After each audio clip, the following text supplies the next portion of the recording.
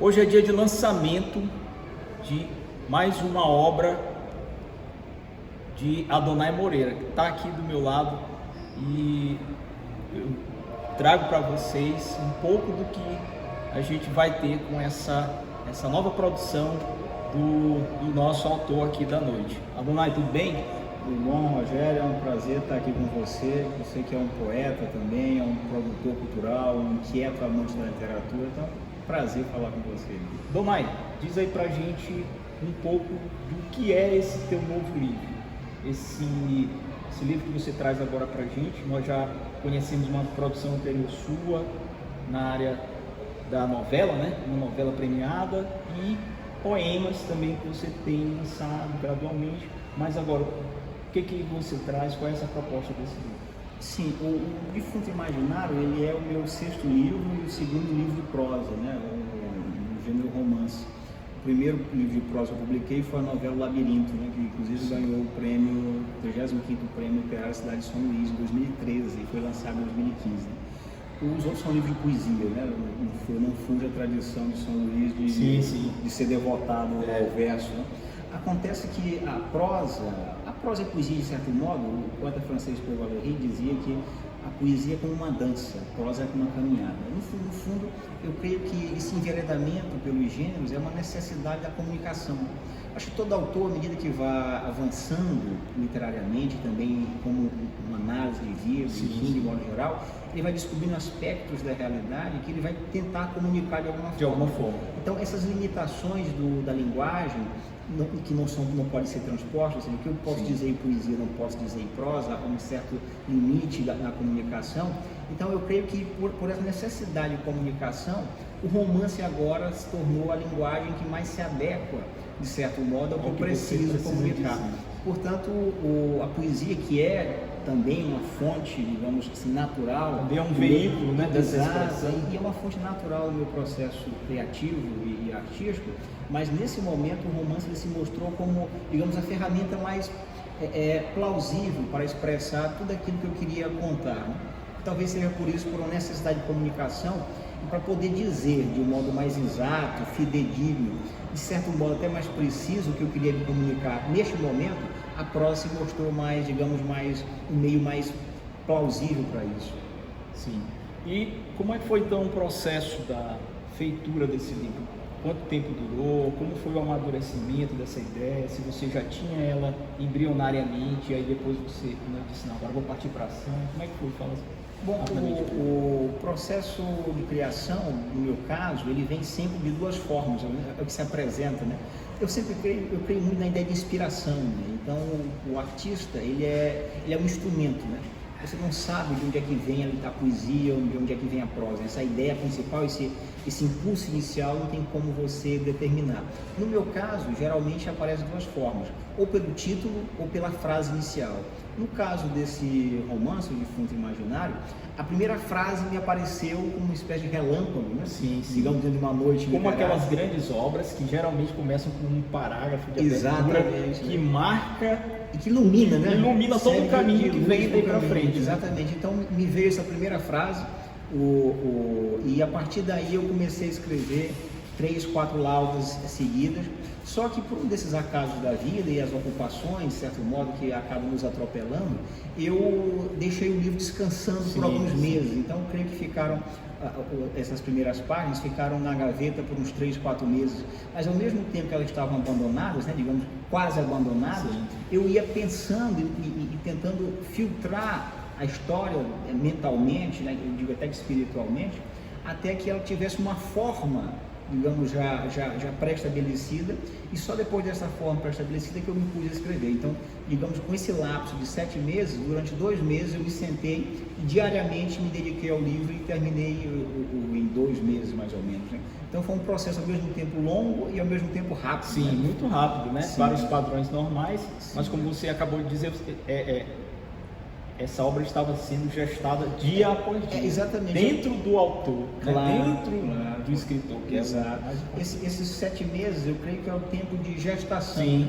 E o livro foi sendo gestado dia após dia, e quando eu percebi, né, não sei como o autor tem uma espécie de sexto sentido, mas quando eu percebi que a obra de fato estava pronta para vir à luz, né, ela se fez presente e eu não tive mais escapatória, eu tive que sentar. Já tinha um caminho claro para seguir, tinha um caminho já tinha decidido, início, meio e fim, né? Tanto que a primeira frase do livro, ela se permanece igual, né? Não se alterou durante o tempo. Né? Então mostra que o livro ele não se fazia presente. É o que o Drummond diz na Procura da Poesia, né? Medita teus poemas antes de publicá-los e de escrevê-los. Deixa lá. Então eu fiquei meditando essa história até que ela se revelou e disse, agora eu preciso vir ao mundo de qualquer forma, e eu tive que obedecer. Certo, aí tem um momento que não dá mais para segurar, né? Exato, você tem que fazer. E assim, poucas palavras, lógico, sem deixar o mais importante, que é para o leitor, né, que vai ter que adquirir a obra, mas qual é o enredo, qual é a linha condutora, o fio condutor, qual é a trama do seu livro? Eu sempre digo que o meu romance é uma alegoria, digamos, risonha sobre a morte, né? Conta a história de um personagem chamado Gaspar Simão, que já na altura dos seus 80 anos de idade, falece e não sabe que faleceu. Então, de repente, as pessoas começam a perceber que aquele homem que havia falecido um dia antes está a passear pela cidade como se nada tivesse acontecido, né? Então, toda a trama do livro ela vai ser, digamos, tecida ao redor desse espanto e ao mesmo tempo dessa contradição e dessa relação entre a morte e a vida, né? E como é que nós nos reposicionamos diante da morte, o que a morte representa para nós e como às vezes, né, nós banalizamos a própria ideia de existência e nos esquecemos que isso tudo aqui é transitório, é uma passagem e às vezes não damos valor para as pequenas coisas da vida, né? Ou para aquilo que o Gorky dizia do escritor russo Tchekhov, né? Para as pequenas tragédias da vida. Exatamente. E a morte, né, é um tema universal dentro da literatura, né? A gente tem aí uma série de leitmotivs, né? E um desses é a morte, né? Então geralmente é um prato cheio para quem quer escrever uma literatura de qualidade, né? Claro. Até porque a morte, ela é sempre foi uma das grandes inquietações da humanidade, né? Nós podemos falar, por exemplo, que o escritor francês e filósofo também, Albert Camus, no Mito de Sísifo, ele coloca uma questão fundamental, né? O único problema realmente filosófico é o suicídio.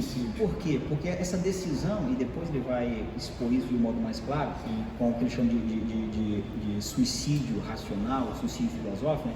Que ele vai usar os livros de Dostoiévski como modelo, né? Os demônios, essa ideia de você ter a escolha entre a vida e a morte e como você procede diante dessa escolha é um dilema humano, né?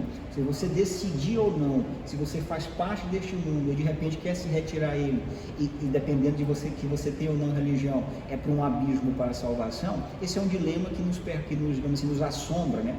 Durante toda a nossa existência, está nas grandes obras de filosofia, está nas grandes obras de literatura, nas grandes obras das artes plásticas, né? Então é um mistério permanente e que nunca se esgota, né? Ninguém esgota esse mistério, a não ser quando nós, de fato, partirmos para outra vida, né? Chegarmos a ele, né? E esse momento singular e único, né? Exato, e aqui eu cito uma frase sensacional do Garcia Marques, que ele dizia que a morte era injusta porque coloca-se alguém neste mundo e se tira, durante a sua vida esse alguém ama, esse alguém vive, esse alguém perdoa, enfim, e de repente tira esse sujeito sem lhe perguntar também se ele queria realmente ser retirado. Sai de cena, né? E para o escritor é o mais trágico, segundo Garcia Marques, é porque ele não vai poder narrar sua própria morte, né? Então é um fenômeno realmente que nos inquieta, mas ao mesmo tempo nos instiga, né? Acho que pensar na morte ela é fundamental, não como pessimismo, né?